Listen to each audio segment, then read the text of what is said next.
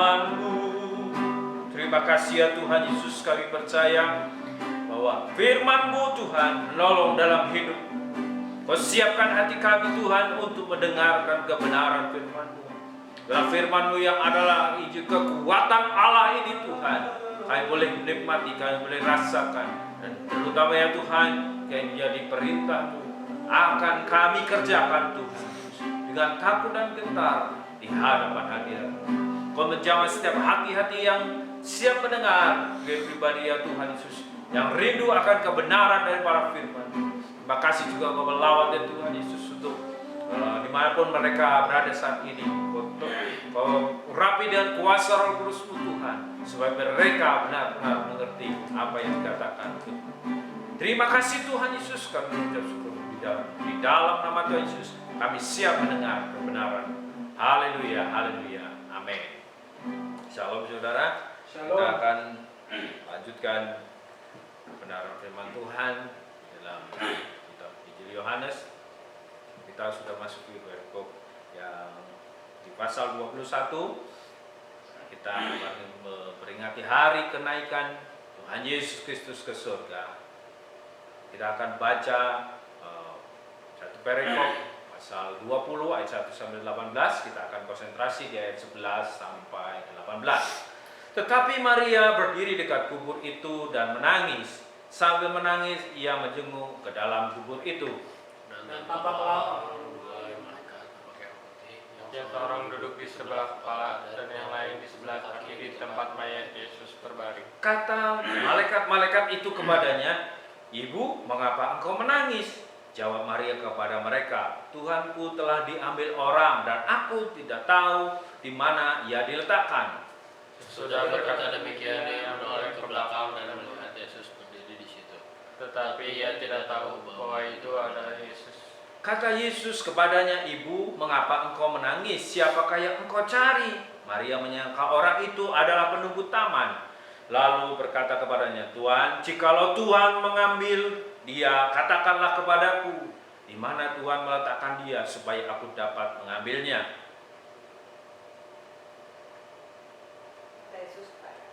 Kata Yesus kepadanya, "Janganlah engkau memegang aku, sebab aku belum pergi kepada Bapa. Tetapi pergilah kepada saudara-saudaraku dan katakanlah kepada mereka bahwa Sekarang aku akan pergi kepada Bapakku dan Bapamu, kepada Allahku dan Allahmu."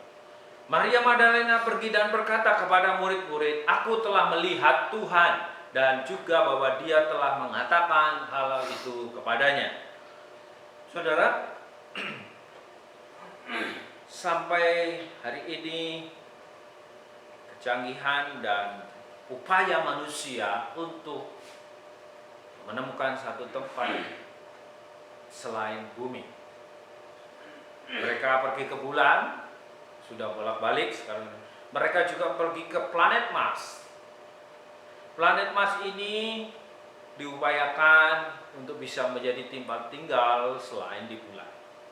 Jadi mereka sudah berinvasi ke planet Mars untuk meneliti tempat itu, planet itu, apakah bisa ditempati dan apa yang ada di sana. Ya, saudara, ternyata di satu artikel yang saya baca, ternyata ada 6 kenyataan pahit yang harus manusia terima jika pindah ke planet Mars. Ya, saudara, manusia merindukan satu tempat yang lebih baik. Mungkin merasa bumi ini sudah penuh, mungkin merasa bumi ini akan mengalami satu kondisi yang tidak baik. Saat ini pun terjadi banyak peperangan, bahkan terjadi bencana alam. Manusia ingin mencari satu tempat yang lebih indah dari bumi ini. Ya, saudara, manusia ini berusaha sampai mengeluarkan begitu banyak biaya, upaya untuk bisa mendapatkan satu tempat yang lebih baik. Ya, tetapi apa yang diketahui saat ini bahwa planet Mars itu durasi harinya lebih panjang. Jadi bisa memakan satu hari 24 jam. Kalau kita satu hari 12 jam, di sana 24 jam lebih. Ya, jadi kalau kita ulang tahun berarti di sana kurang 2 tahun. Jadi 2 tahun baru sampai menjadi 1 tahun seperti di bumi ini. Kemudian di sana juga langitnya itu berwarna merah jingga, tidak akan ketemu dengan kita, misalnya kita bisa melihat langit yang biru, ada putihnya, ya. Sungguh indah, apalagi kita di tempat alam terbuka. Nah, di sana tidak bisa menikmati itu karena warnanya merah jingga, ya, warna kemerah-merahan. Kemudian di sana juga ada debu Mars ini yang bisa berjalan atau melingkupi planet ini selama berminggu-minggu. Nah, kemudian juga di sana cuacanya sangat ekstrim, ya. Kalau suhunya bisa di musim dingin itu bisa minus 125 derajat, saudara. Ya, kalau kita aja minus di bawah 10, 20 itu sudah beku, ya. Di sana sangat dingin sekali. Jadi tidak lebih baik dari di bumi, ya. Bahkan di sana juga atmosfernya itu tidak seramah dengan atmosfer yang ada di bumi ini. Jadi udaranya banyak mengandung semacam toksik, ya, atau bisa mengandung bahan beracun. Inilah beberapa kenyataan satu tempat yang diimpi-impikan oleh manusia. Nah, tentu hari ini kita juga belajar dari kebenaran firman Tuhan. Jika kita nanti mati, jika kita nanti bangkit oleh Tuhan menuju kepada kekekalan, tentu kita sudah mempunyai gambaran tempat di mana tempat kita sampai di kekekalan nanti. Ini sebelum manusia masuk Mars juga dia sudah bisa melihat beberapa hal yang tidak baik, ya, tidak menguntungkan bagi kehidupan manusia. Namun apa yang dikatakan oleh Alkitab, kita tadi sudah baca bahwa Yesus naik ke surga. Jadi Yesus naik ke surga. Saya berikan satu tema hari ini, kebenaran firman Tuhan. Jadi kenaikannya itu membuat kita mengerti kitab suci. Kenapa kita bisa mengerti kitab suci? Karena firman Tuhan itu sendiri menyatakan bahwa peristiwa Yesus naik ke surga ini juga untuk menyatakan kepada murid-muridnya, kepada murid-murid yang dikasihinya, supaya mereka mengerti kitab suci, ya. Saudara, dikatakan di ayat perikop sebelumnya dikatakan, sebab selama itu mereka belum mengerti isi kitab suci yang mengatakan bahwa ia harus bangkit dari antara orang mati. Saya mengutip kitab Lukas, ia berkata di sana, ya, aku tertulis tentang aku dalam kitab Taurat Musa dan kitab nabi-nabi dan kitab Mazmur. Lalu ia, Yesus, membuka pikiran mereka sehingga mengerti kitab suci. Pada saat Yesus sudah bangkit dari kematiannya, sebelum dia naik, dia membuat murid-muridnya membuka pikirannya untuk mengerti kitab suci. Dari yang kita baca tadi juga, Yohanes menyatakan bahwa murid-murid itu sebelumnya dia belum mengerti seluruh isi kitab suci yang dinyatakan oleh Yesus sendiri. Jadi Yohanes mengatakan, sebab selama itu mereka belum mengerti isi kitab suci yang mengatakan bahwa ia harus bangkit dari antara orang mati. Ya, saudara, kenaikan Yesus itu dimaknai sebagai satu pengertian yang dibukakan tentang kitab suci, ya.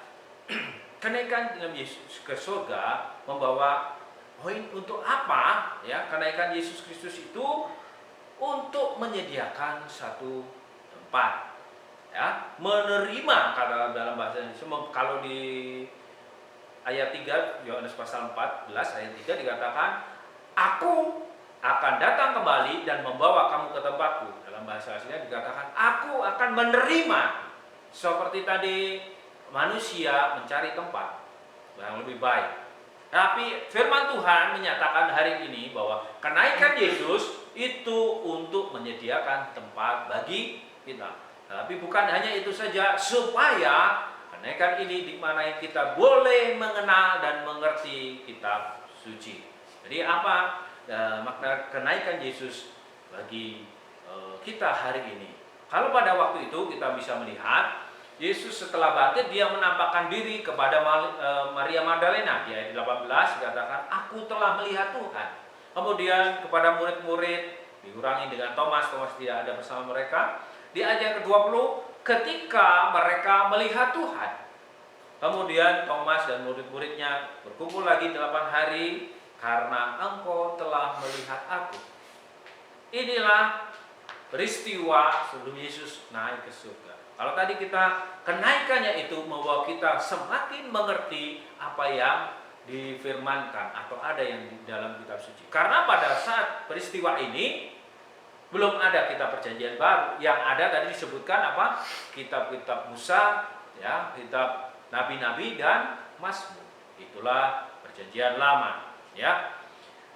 Bahwa di dalam perjalanan lama itu membuatkan tentang kelahiran Yesus, kematiannya dan kebangkitannya. Inilah yang Yesus nyatakan supaya murid-murid ini benar-benar mengerti dan mengenal kitab suci. Dan apakah Yesus benar-benar bangkit? Inilah buktinya bahwa murid-muridnya bisa melihat secara kasat mata. Kata melihat itu semua di ayat 18, 20, 29. Ini kata melihat ini dipakai kata harau, yaitu melihat secara literal, melihat secara fisik. Ya, bukan kata kayak bahasa Inggris misalnya I see, misalnya oh iya saya mengerti.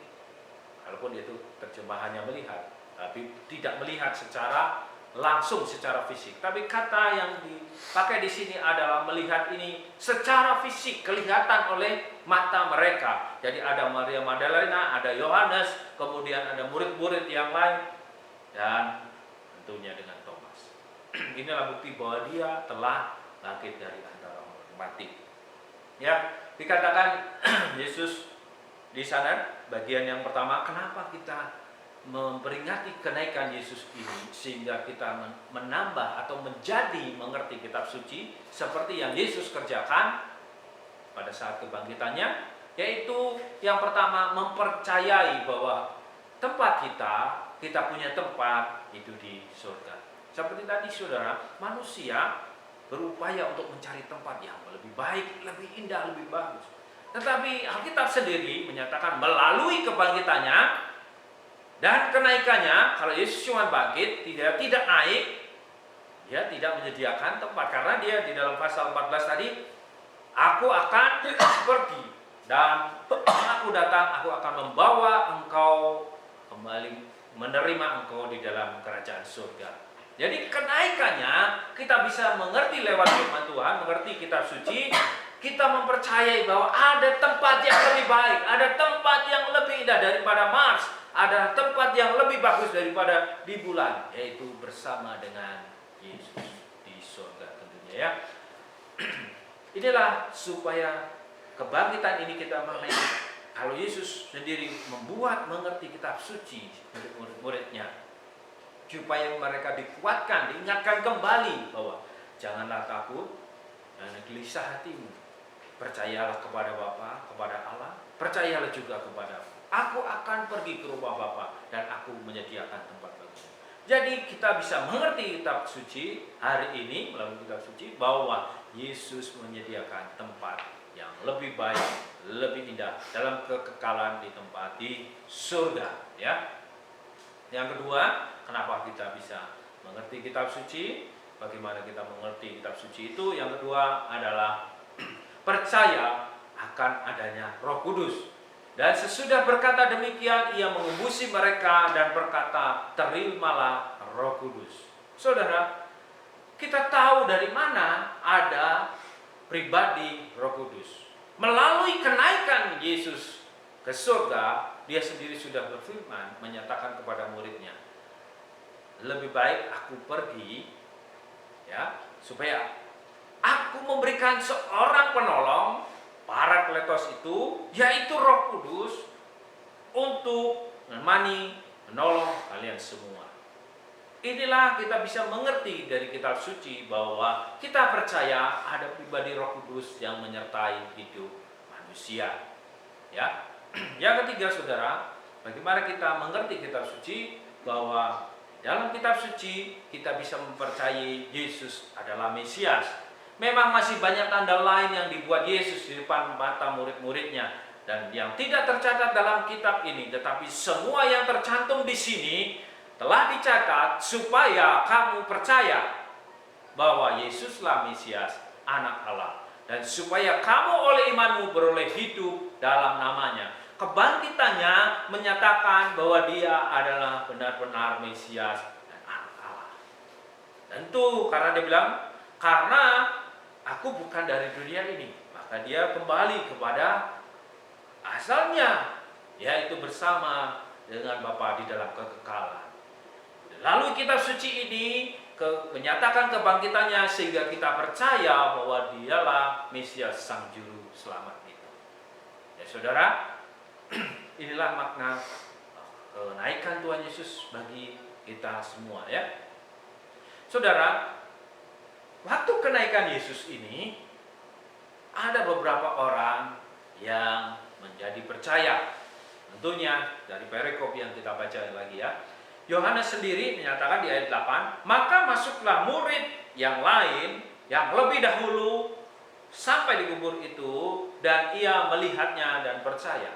Yohanes tanpa berpikir panjang, dia tahu bahwa ada kain kafan dan kain peluk yang tergulung dan dia melihatnya dan percaya. Yohanes sudah percaya lebih dahulu, ya, daripada murid-murid yang lain, bahwa dia adalah Allah, bahwa dia adalah Mesias, Anak Allah yang dijanjikan itu, dan dia mengirimkan atau memberikan Roh Kudus-Nya, dan kemudian dia pergi kepada Bapa untuk menyediakan tempat bagi kita di surga.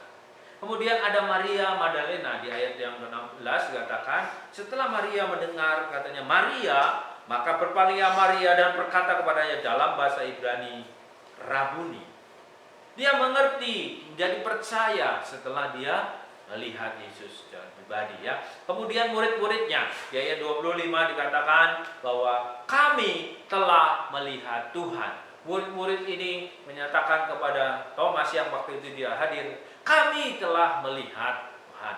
Bahwa melihat Tuhan, dia mempercayai bahwa Yesus telah bangkit. Ya. Kemudian Thomas sampai akhirnya dia sampai berkata demikian, karena engkau telah melihat aku, maka engkau percaya. Dia katakan, ya Tuhanku dan Allahku. Inilah orang-orang yang percaya. Ada Yohanes Pembaptis dan ada Maria Magdalena, ada murid-murid, ada Thomas. Saudara, minimal ada 4 orang ini yang menyaksikan dan percaya. Menyaksikan, melihat secara kasat mata pada peristiwa kenaikan Yesus. Sebelum dia naik, dia sudah menyatakan, menampakkan diri kepada mereka, dan mereka semua ini menjadi percaya. Ya, hari ini saudara, indikasinya buat kita apa? Jadi di dunia ini saat ini orang tidak mengenal Roh Kudus atau orang belum percaya akan Roh Kudus. Tentu kalau orang Kristen ya sudah percaya adanya pribadi Roh Kudus ini. Melalui kenaikannya Yesus ke surga, dia mencurahkan Roh Kudus, memberikan Roh Kudus ini ke dalam kehidupan manusia. Nah, ini dunia tidak mengenal, dunia tidak melihat, sebab dunia tidak dapat melihat dia, yaitu Roh Kudus, dan tidak mengenal dia. Hari ini melalui firman Tuhan kita boleh mengerti kitab suci bahwa ada pribadi Roh Kudus yang menyertai kehidupan setiap orang yang percaya. Kemudian dunia ini juga masih belum bisa menerima bahwa Yesus adalah Mesias. Bahkan orang Yahudi sendiri tidak mengakui bahwa Yesus adalah Mesias. Dan biarlah melalui kitab suci ini, Yesus sendiri yang membuka pikiran dan membuat mengerti murid-muridnya untuk mengerti kitab suci. Melalui kitab suci inilah kita bisa percaya dengan adanya satu tempat surga yang disediakan bagi kita. Ya kan, ada pribadi Roh Kudus yang menyertai kehidupan kita, dan kita percaya sampai hari ini bahwa Yesuslah Sang Juru Selamat yang akan menerima kita di dalam kerajaan surga. Ya, saudara, kalau planet Mars tidak bisa menerima manusia, ada satu tempat, yaitu surga yang mulia. Di dalam kekekalan, Yesus mau menerima. Syaratnya bahwa percaya bahwa Yesus adalah Tuhan dan Juru Selamat. Hari ini saudara, melalui kitab suci ini, saya mau menyampaikan kepada saudara semua biarlah terimalah kebenaran dari kitab suci ini bahwa Yesus Kristus adalah Mesias. Dia saat ini juga menyertai kehidupan kita dengan mengirimkan Roh Kudus, yaitu pribadi Roh Kudus sendiri. Dinyatakan oleh kitab suci, dan dia kenaikannya itu menyatakan bahwa dia menyediakan satu tempat dan dia akan datang kembali dan menerima kita di dalam kerajaan surga. Di dalam nama Tuhan Yesus.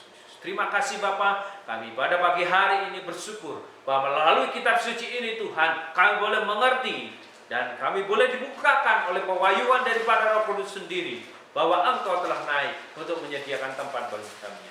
Bahwa Engkau telah menaik ke kerajaan surga Tuhan di tempat-Mu yang maha tinggi itu dan memberikan Roh Kudus-Mu untuk menolong kami saat ini sampai kepada kekekalan nanti sebelum kami masuk ke dalam kerajaan surga itu. Terima kasih Tuhan, dan kami menyatakan bahwa kenaikan-Mu membuktikan bahwa Engkau adalah Yesus Kristus, yaitu Mesias, Anak Allah. Terima kasih Tuhan Yesus. Ya, semua ini kami boleh nyatakan, kami boleh mengerti karena firman-Mu Engkau telah nyatakan melalui kitab suci kami yang kami imani dan kami percaya. Di dalam nama Tuhan Yesus Kristus. Haleluya. Haleluya. Amin.